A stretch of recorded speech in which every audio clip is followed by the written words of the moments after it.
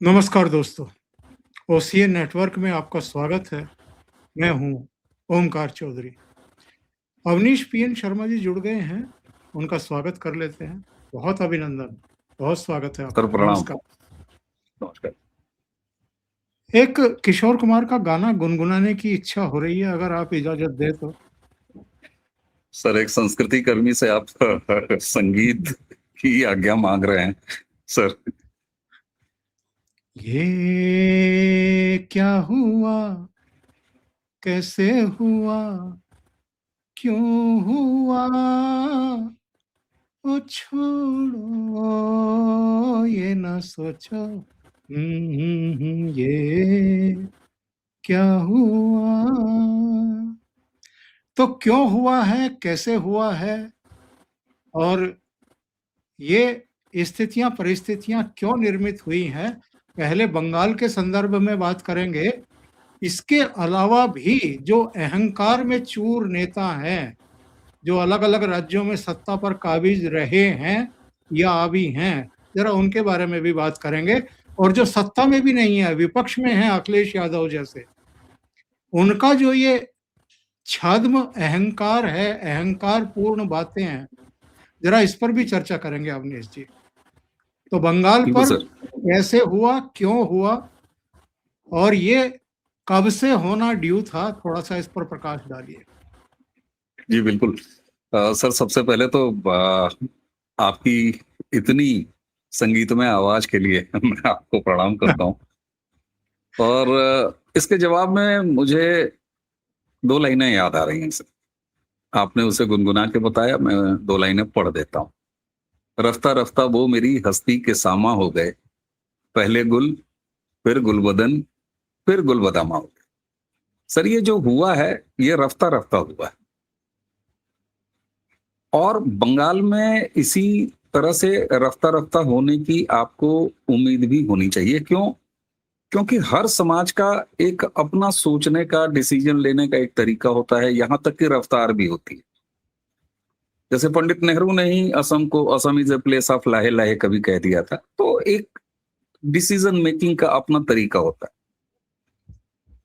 बंगाल में ये इसलिए बहुत पहले से और रफ्ता रफ्ता करके ये पुष्ट हुआ, क्योंकि ये बंगाल के चरित्र में है। कम से कम बंगाल के मतदाता चरित्र में है, वोटिंग पैटर्न में है। 25 साल वो कांग्रेस को अपने पास रखती है। उसके बाद जब उससे उबती है तो 2-3 साल कहीं से टूट के आके ज्योति बसु वो डिप्टी हो जाते हैं, कहीं कोई होता है। लेकिन उस 2-3 साल के बाद, जब 25 साल के बाद वो कांग्रेस को हटाती है, तो फिर लेफ्ट को लेके आती है और फिर 34 साल तक लेफ्ट को रखती है। फिर उसके बाद उसी अपनी आदत के अनुसार वो 15 साल उसने ममता बनर्जी को दिए। और भाऊ ने एक बड़ी अच्छी बात की। आप आज ही मैंने एक वीडियो रिकॉर्ड किया, वो वीडियो हमारे चैनल पर चल रहा है। भाऊ ने एक बड़ी अच्छी बात की। उन्होंने कहा कि यार देखो, ममता से नाराजगी का परिणाम ये नहीं है, ममता के प्रति हैरानगी और परेशानी से उपजा हुआ ये भाव है, जो इस चुनाव के में हम सारे लोगों ने बंगाल में देखा है। जी। हकीकत ये है सर कि करीब 55-60 साल आपका तो इतना विराट अनुभव है। बंगाल ने डेमोक्रेसी के नाम पर एक फ्रॉडिज्म देखा है। लेफ्ट ने उसको पुष्ट किया। ऐसा नहीं है कि लेफ्ट के पहले ही 70s का आके लक्ष्मण का वो कार्टून लोग याद करें, जब 70s में भी किस तरीके से फौज जाती थी और तब जाके बंगाल में कहने को एक चुनाव होता था। ममता बनर्जी के साथ सबसे बड़ी जो समस्या रही वो ये रही कि आपने लेफ्ट को बदला, लेकिन खुद लेफ्ट से भी ज्यादा बड़ी लेफ्ट हो गई। लेकिन फिर भी आपको 3 बार चांस दिया नहीं। आपने लेफ्ट के उसी इकोसिस्टम डकैती से आप वोट चोरी आज राहुल गांधी लेके घूम रहे हैं।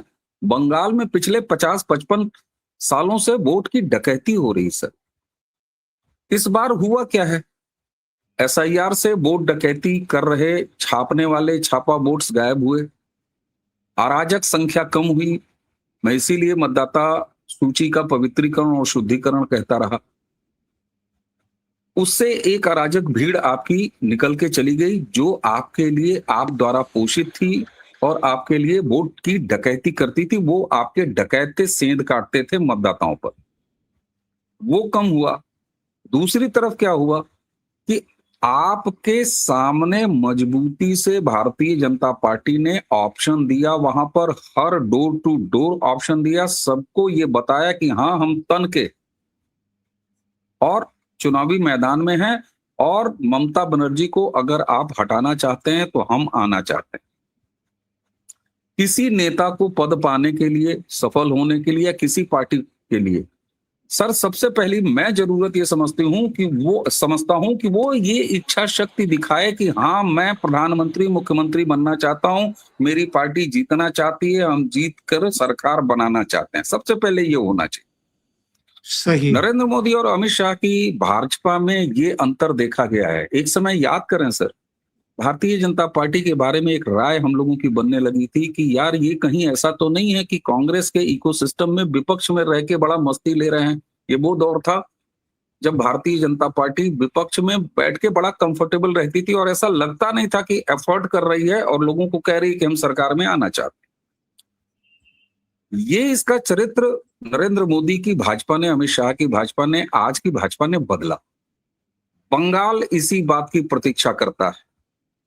कांग्रेस के बाद जब लेफ्ट ने कहा कि नहीं हम सत्ता में आना चाहते हैं, आप अगर कांग्रेस को हटाना चाहते हैं, और एक चीज हमेशा से रही है बंगाल में, बंगाल कभी किसी को जिता के उसकी सरकार बनाने के लिए वोट नहीं करता। बंगाल मौजूदा सत्ता से जब ऊब जाता है तो उसको सत्ता से हटाने के लिए वोट करता है। अब सामने कौन जीत रहा है ये इस पर निर्भर करता है कि कौन अपने आप को प्रस्तुत कर रहा है कि हाँ हम ऑप्शन मौजूद हैं। भाजपा ने यही किया। बिल्कुल। और मैंने कई बार कहा सर ये जो 15 साल में ये खेला हो गया ममता बनर्जी के साथ, तो ये बदलते हुए समय की वजह से हुआ। कांग्रेस के साथ उबन 25 साल में हुई, लेफ्ट के साथ 34 साल में हुई और ममता के साथ वो 15 में हुई। तो सूचना क्रांति आप देखिए, चीजों का देखिए। और इस बार बंगाल में भारतीय जनता पार्टी ने जो सबसे स्मार्ट काम किया वो ये किया कि आप पूरे दुनिया को, पूरे भारत को देख रहे हैं, आप उत्तर प्रदेश को देख रहे हैं, आप बिहार को देख रहे हैं, आप बदलता हुआ महाराष्ट्र देख रहे हैं। यह बैठ के बंगाली प्राइड से बंगाली क्षेत्र में वेस्ट बंगाल का अंडर डेवलपमेंट, वहां की बेरोजगारी, वहां की इंडस्ट्रीज का गायब होना, बंगाल की कुल समस्याओं को भाजपा ने मतदाताओं के मन पर बंगाली प्राइड के ऊपर कलंक की तरफ प्रस्तुत किया और बहुत सफलता से प्रस्तुत किया। यही वजह रही सर कि ममता जो दिल्ली बनाम और बंगाली प्राइड बनाम ये नहीं कर पाई, ये चला ही नहीं। वो मछली तक गई, वो मुर्गा तक गई, वो मीट तक गई, लेकिन वापस आना पड़ा। इस बार उनके साथ जो खेला हुआ वो सबसे ज्यादा तो ये कि जब उन्हें अपने संगठन को मजबूत करना चाहिए था, जिसको उन्होंने आईपैक के हवाले छोड़ रखा था।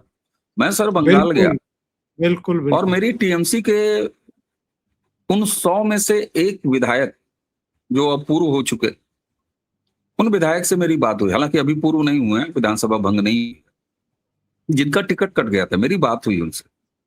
उन्होंने जी कहा जी साहब ऐसा है, तृणमूल में हम लोगों के साथ समस्या ये रही है कि अभिजीत बनर्जी ने इस पूरी पार्टी को, इसके संगठन को, इसके संगठन के काम को आईपैक के हवाले कर दिया है, उन्होंने ठेका दे दिया। अभिषेक उस ने व्यक्ति ने, अभिषेक ने, उस व्यक्ति ने सर ये कहा कि प्रत्याशी का कौन सा फोटो बैनर में छपना है यह तक आईपैक डिसाइड कर, वोटर स्लिप मतदाताओं की कैसे पहुंचेगी ये आईपैक डिसाइड कर रहे। अराजक सिस्टम जो कैरम क्लब का सहारा लेके जिस तरीके से छापे खाना या सोर्स जमिंग, इसकी प्लानिंग भी आईपैक के हवाले थी। और वह आईपैक क्या हुआ, फर्स्ट फेज के चुनाव होने से कुछ घंटे, कुछ दिनों पहले ही अपने आप को मैदान से बाहर कर लेती। ऐसे में ममता बनर्जी के सामने आप देखें ना, रोड शो वो करती थी, आप भीड़ का, मैं कहता हूं भीड़ कम से कम आ जानी चाहिए। ये भीड़ लाई जाती है, ऐसा नहीं है कि घर से निकाल के लाई जाती है, लेकिन मोटिवेट करते हैं। प्रधानमंत्री की रोड शो है, गृह मंत्री का रोड शो है, योगी आदित्यनाथ का रोड शो है, ये अपने समर्थक वर्ग तक पहुंचाया जाता है। ये पार्टी की जिम्मेदारी होती है, ऐसा नहीं है। हम लोग शुरू से देखते हैं आज फलानी जगह इंदिरा गांधी की रैली होनी है, लोग आए, ये होता है। इसका ये अर्थ नहीं है कि बसों में भर भर के लाया जाता है। ममता बनर्जी के नेटवर्क में इस बात की घोर कमी हो गई थी बिकॉज ऑफ आईपैड। एक ये इनकी रही है जिसकी वजह से मोबिलाइज नहीं हो पाए। और सर जब पार्टी कार्डर मोबिलाइज नहीं होता ना, तो फिर ठेके के गुंडे बदमाश या श्रमिक कहां से होंगे? जब मालिक ही गायब है, मालिक ही कंफ्यूजन का शिकार है, तो इसलिए इनके जो जितना भी ये गैंग थी, जो गुंडों की फौज थी, वो एक तो सीआरपीएफ और बाकी सेंट्रल फोर्सेस के दबाव में, उनके डर से, दूसरा उनको कोई हाँकने वाला नहीं था। भाई मजदूरों को आप काम बताएंगे, गुंडों को आप सुपारी देंगे, चिन्हित करेंगे कि ये काम करो, वो नहीं हो पाया। हाँ, जहांगीर के इलाके में, जिसको आप वेस्ट बंगाल का ल्यारी कह सकते हैं, वो ल्यारी है, मैं वो इलाका देख के आया हूं सर। कई ऐसी जगह हैं जहां के लोग बताते हैं कि वहां पुलिस वाले नहीं जा सकते, दिन में नहीं जा सकते, रात और बेरात की बात छोड़ दीजिए।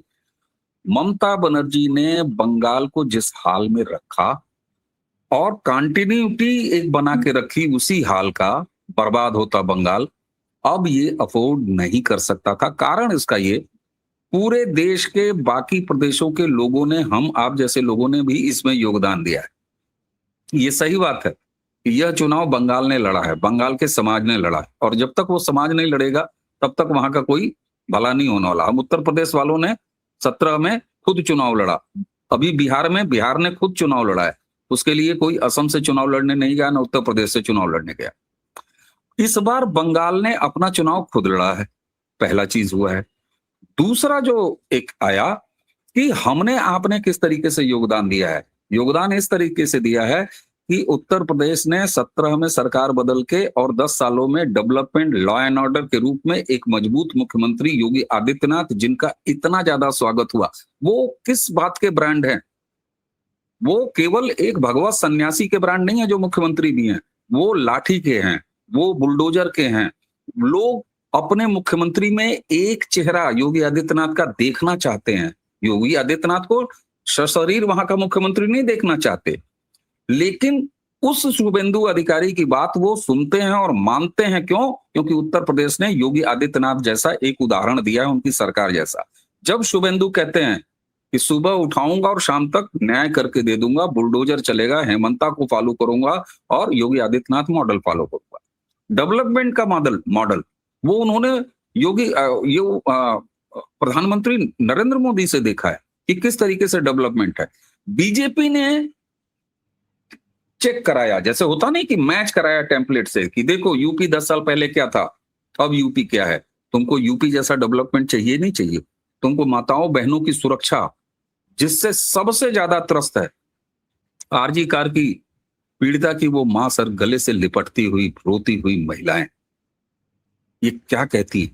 अब संदेश खाली के एक एक गुनाह को हर एक सीट पर भाजपा ने पहुंचाया। कहते हैं सर कि एक ज्वाला जो थी, जिसको केवल एक संबल मिल रहा था, कि संबल नहीं मिल पा रहा था कि यार हम मुक्त कैसे पाए। सर बंगाल तो न जाने कितने सालों से छटपटा रहा था। ममता बनर्जी ने एक फ्रॉड किया 2011 में और उन्होंने कहा हम बदल देंगे, लेकिन पता चला कि ये तो उसी खाल में एक वामपंथी थी और जरूरत से ज्यादा।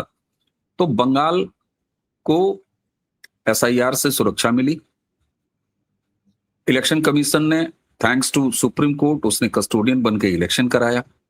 भय का वातावरण समाप्त हुआ और भाजपा ने पूरी मजबूती से ये कहा कि हाँ हम आने को तैयार हैं, डिसीजन हो गया। सर आप मुझे ये बताएं, प्रवासियों से भर भर के ये जो 93% वोटिंग हुई है, ये 93% वोटिंग उन्होंने, ममता बनर्जी ने कहा कि साहब एसआईआर के खिलाफ ये लोगों का गुस्सा है। कमाल करते हैं, अरे एसआईआर में जिनका नाम कट गया वो तो वोट ही नहीं डाल रहे, तो जिनको वोट डाल ही नहीं रहे जो गुस्सा हैं, तो ये क्या जिनके नाम हैं वो गुस्सा हैं या जिनके नाम नहीं है वो गुस्सा होंगे?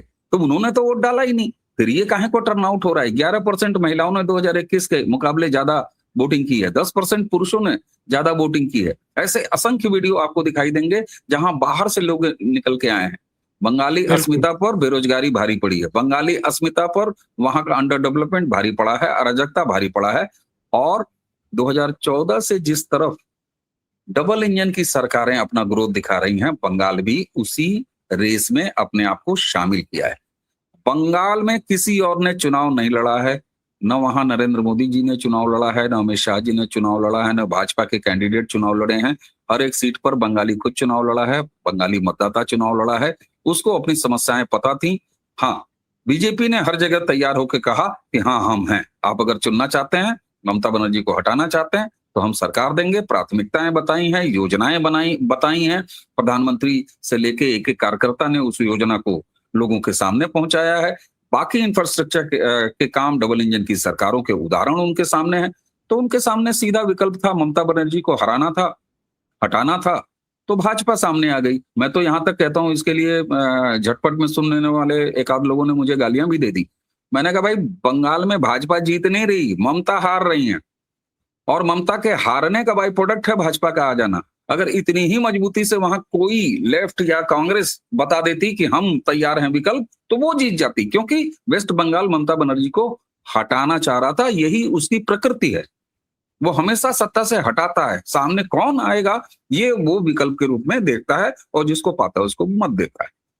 तो सर, ये रफ्ता रफ्ता हुआ है, ये न कोई 24 घंटे 26 घंटे की किसी घटना का परिणाम है, नहीं ये कोई ऐसा कदम है कि जिसमें भाजपा के चेहरे पे बहुत ज्यादा हीरा मोती लगे थे। नहीं, बंगाल अब अपने दंश को नहीं कंटिन्यू रखना चाहता था, इसलिए ये बंगाल ने बंगाल के लिए बंगाल में बैठ के डिसीजन लिया है, जिसका नतीजा है कि ममता जा रहे हैं। जी, 2 और राज्यों पर बात करेंगे, लेकिन उससे पहले ममता बनर्जी का जो अहंकार पूर्ण तौर तरीका था, ना प्राइम मिनिस्टर को बख्शेंगी, ना गृह मंत्री को बख्शेंगी, ना सुप्रीम कोर्ट को बख्शेंगी, ना केंद्रीय एजेंसियों को बख्शेंगी, एसआईआर लागू नहीं होने नहीं दूंगी, वक्फ संशोधन बिल लागू नहीं होने दूंगी, सीएए लागू नहीं होने दूंगी।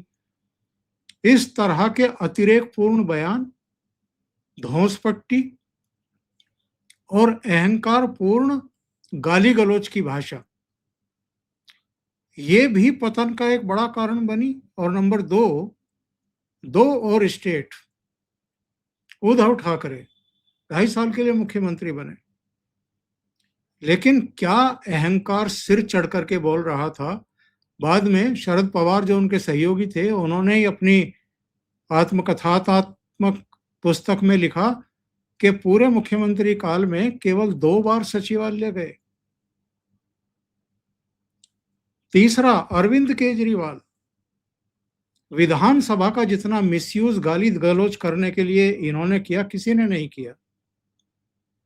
और भ्रष्टाचार भी किया, जिस भ्रष्टाचार के खिलाफ लोकपाल लाने के लिए अन्ना के साथ आंदोलन कर रहे थे। तो इस देश की जनता ने ऐसे लोगों को सबक सिखाने का फैसला कर लिया है जो इस तरह के दोगले रास्ते पर चलते हैं और अहंकार दिखाते हैं। इस देश की जनता सब कुछ सहन करने को तैयार है, अहंकार नहीं। बिल्कुल सर, इसकी शुरुआत मैं प्रधानमंत्री से कहूंगा। जिस देश में एक खास परिवार की पार्टी और उस खास परिवार के लोग अपने आप को इस देश का भगवान समझते थे, मालिक समझते, बादशाह समझते, 2014 में एक व्यक्ति आता है और वो अपने आप को प्रधान सेवक कहता है। सबसे पहले प्रायोरिटी में काम वो हर घर शौचालय बनवाने का करता है, हर घर साफ पानी पहुंचाने का करता है। जब वो शौचालय की बात करता है तो उसका मजाक उड़ाया जाता है। यही राहुल गांधी, उनका इकोसिस्टम।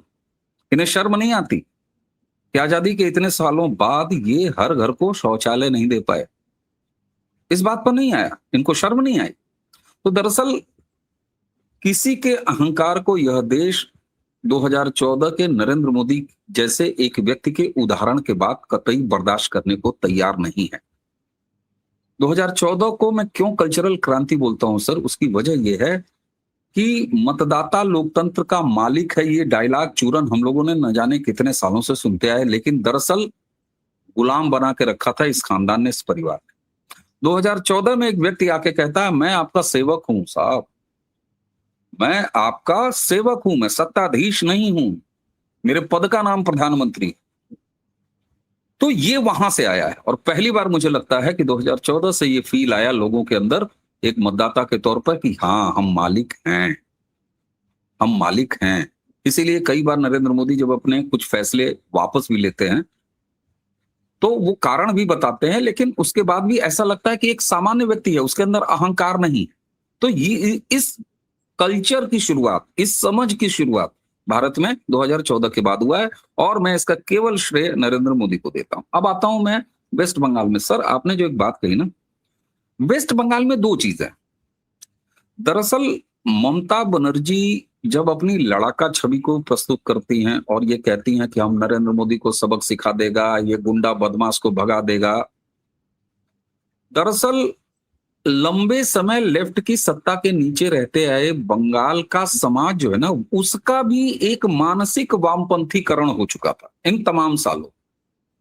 क्योंकि 34 साल लेफ्ट, उसके बाद ये 15 साल उसी की तर्ज पर ममता ने भी चलाया।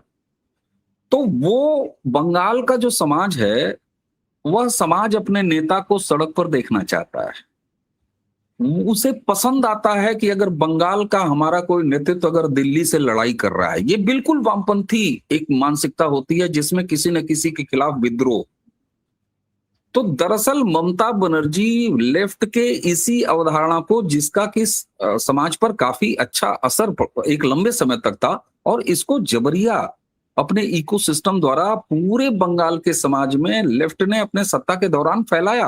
अकादमियों में आप देखिए इनके जो इकोसिस्टम होता था, जो अर्बन माओइस्ट हैं उनके जरिए गांव तक में सरकारी जो कर्मचारी हैं उनका जो है अपना सरकारीकरण करने के बाद, एक तरह से राजनीतिकरण करने के बाद ये सारी चीजें फैलाई। ममता को ये लगा कि बंगाल अभी भी उसी नशे में जी रहा है।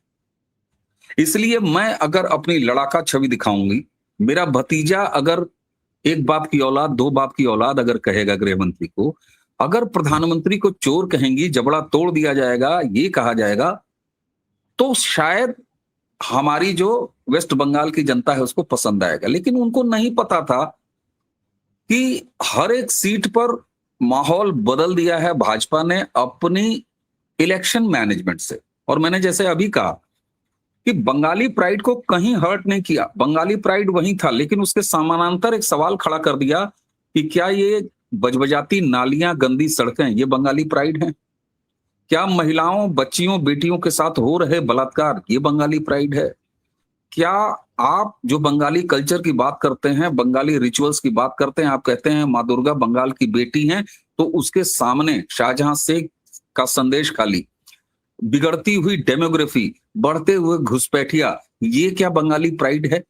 ये जो एहसास था, इसने पूरा माहौल और मानसिकता बदल दी सर वेस्ट बंगाल की। आज वेस्ट बंगाल 15 साल लेफ्ट के न रहने के बाद भी जिस कंडीशनिंग में जी रहा था, उससे मुक्त हुआ है इस चुनाव में। और तब उसकी आंखें खुली हैं कि अरे, बिहार ऐसे निर्णय ले रहा है। आप दर्जनों ऐसे वीडियो देखेंगे जिसमें बंगाल का मतदाता ये कहते हुए नजर आया है कि आप बिहार बिहार बोलते हो, आप यूपी बिहार बोलते हो, अरे आप यूपी बिहार जैसा बनने की कोशिश करो। ये मैसेजिंग हुई है कि अगर आपको डेवलपमेंट लेना है, अगर आपको राष्ट्र के साथ चलना है, अगर आपको अपनी सनातन अस्मिता को आगे रख के चलना है, अगर आपको अपने ढहते ढाते मंदिरों को बचाना है, क्या संभल बंगाल तक नहीं पहुंचा है? क्या अयोध्या का श्री राम मंदिर बंगाल तक नहीं पहुंचा है? मैंने सर पहले फर्स्ट पेज के पहले कहा, एक बड़े सीनियर व्यक्ति जो कि वैचारिक वामपंथी हैं, घनघोर वामपंथी, उन्होंने मुझसे कहा कि श्यामा प्रसाद मुखर्जी के समय में भी, जनसंघ के समय में भी बंगाल में जितना सनातन फीलिंग और अपनी हिंदू आइडेंटिटी की जो एक प्रखरता नहीं हो सकी थी, वह पहली बार बंगाल की जनता में, बंगाल के समाज में दिखाई दे रहा है। राजीव रंजन जो एक शो करते हैं, आप देखिए वो महिला क्या कहती कि हम गला दबा के अल्लाह अकबर बोलें, हम जय श्री राम नहीं बोलें।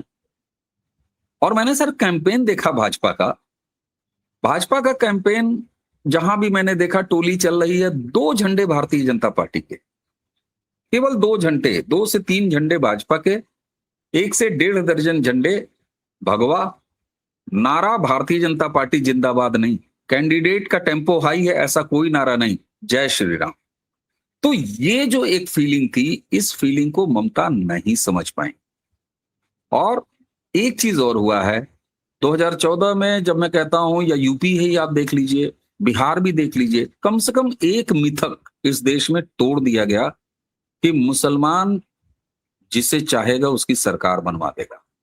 मुस्लिम वोट बैंक का एक जो ब्लैकमेलिंग थी, वो मिथक तोड़ दिया गया है राष्ट्रीय स्तर पर भी और तमाम प्रदेशों में। ममता इसे भी डिकोड नहीं कर पाई। उनको लगा कि कंफ्यूज्ड और मानसिक वामपंथीकरण का शिकार बंगाली समाज, हिंदू वाला और प्लस हमारे पूरे के पूरे मजहबी, हम इस खेल को कंटिन्यू रखेंगे। दरअसल भारत के साथ 14 से बंगाल भी बदल रहा है, ये भांप नहीं पाई ममता।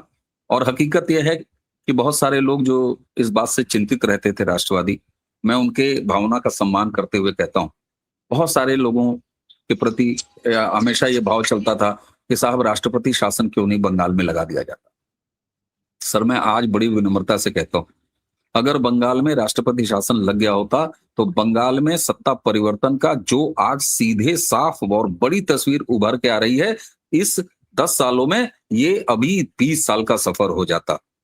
क्यों? क्योंकि बंगाल एक भावुक समाज है सर। आप उन्हें स्लो कह लीजिए, आप उन्हें जो भी कह लीजिए, लेकिन वो एक भावुक समाज है। वो अपने ऊपर कोई कटाक्ष नहीं झेल सकता। ममता बनर्जी इसको खेल जाती। और एसआईआर ने सर भारत के जो लोकतंत्र हैं, इस लोकतंत्र के पूरे पेंच को इस तरीके से कसा है कि निश्चित तौर पर अब ये और भी राज्यों में आपको परिलक्षित होगा। तो ममता बनर्जी इस चीज को महसूस नहीं कर पाई। बाद का जो भाषाई बदतमीजी है, ये सब तो फ्रस्ट्रेशन का शिकार है। तो एक जगह वो रणनीति में मूड समझने में असफल रही, और जब ये हो गया खेला तब फिर फ्रस्ट्रेशन हावी। तो ये फ्रस्ट्रेशन में चाहे उनका भतीजा हो चाहे कुछ हो। आपने 2 बातें और कही, अखिलेश यादव के बारे में बात कही आपने, और भी घरानों के बारे में। रहते हुए भी अहंकार से परिपूर्ण है, बर्ताव करते हैं।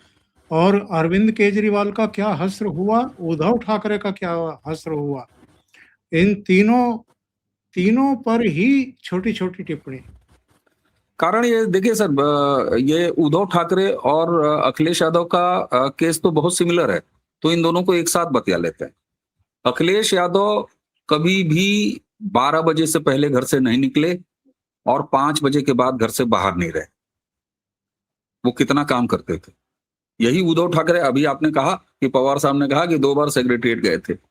दरअसल ये चांदी का चम्मच मुंह में लेके पैदा हुए, ये राहुल गांधी के परंपरा के लोग हैं। इन्हें लगता है कि उत्तर प्रदेश पर अखिलेश यादव समझते हैं ये तो मेरे बाप का प्रदेश है भाई, ये कैसे, यहां से मैं सत्ता से कैसे बाहर रह सकता हूं। यही घमंड उद्धव ठाकरे को भी था। उद्धव भी ये समझते थे कि हम बाला साहब हैं। भाई बाला साहब जैसे कर्म भी तो होने चाहिए तुम्हारे। और यह देश 2014 से कर्मों के आधार पर आपका फैसला करता है। योगी आदित्यनाथ को 32 साल के बाद उत्तर प्रदेश में रिपीट कर देता है।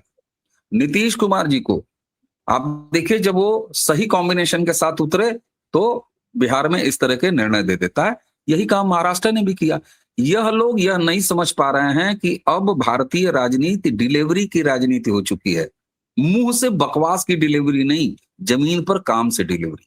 यही हाल अरविंद केजरीवाल का है। और इन सब में एक चीज कॉमन और है सर, इनके अंदर ये जो लेफ्टिज्म का दिमाग बैठा हुआ है, चाहे इनके वार रूम में बैठा हो, चाहे इनकी रणनीति बनाने में बैठा हो, चाहे इनके सहयोगी के रूप में बैठा हो, दरअसल वह कभी भी सकारात्मक राजनीति नहीं करने देता। वह हमेशा खून खरेजी की बात करता है, वो हमेशा डिस्ट्रक्टिव पॉलिटिक्स की बात करता है। तो कंस्ट्रक्टिव पॉलिटिक्स ये कर नहीं सकते। भारत 2014 से कंस्ट्रक्टिव पॉलिटिक्स की राह पर चल पड़ा है। इसलिए सर कुंडली मैच ही नहीं हो रही है। 2-4 गुण भी मैच होते तो मान लीजिए कुछ हाल हो जाता। तो यहाँ तो सर कोई सवाल ही नहीं है। दोनों मंगला हैं और मंगली हैं, इसलिए ये जोड़ बन ही नहीं सकता। सही है अवनीश जी, बहुत बहुत धन्यवाद इतना समय निकालने के लिए, जुड़ने के लिए, और बहुत महत्वपूर्ण बिंदुओं पर चर्चा करने के लिए। दर्शकों से निवेदन है, आपको चर्चा अच्छी लगी हो तो लाइक का बटन दबा दें, वीडियो को शेयर कर लें और अभी तक चैनल सब्सक्राइब ना किया हो तो ये भी कर लें। अवनीश जी का चैनल है प्रारब्ध, उसको भी सहयोग करें, उसको भी सब्सक्राइब करें। बहुत बहुत धन्यवाद। नमस्कार। धन्यवाद सर, प्रणाम। प्रणाम।